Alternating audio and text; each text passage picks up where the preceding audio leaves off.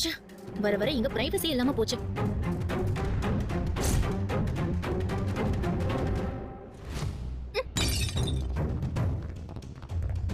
மா, நான் அப்புறம் கூப்பிடுறேன். போன வை.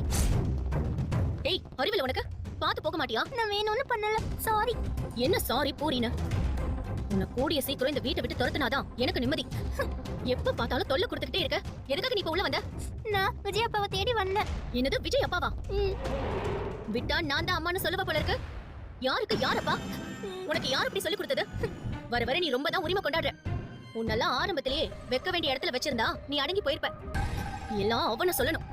வர கோவத்துக்கு உன்ன. அடிக்காதீங்க, அடிக்காதீங்க. விஜய், அங்க பாத்தியா அவ என்ன பண்ணி வச்சிருக்கான்னு? அது உடஞ்சா வேற புதுசா வாங்கிக்கலாம், இல்ல ஒட்டிக்கலாம்.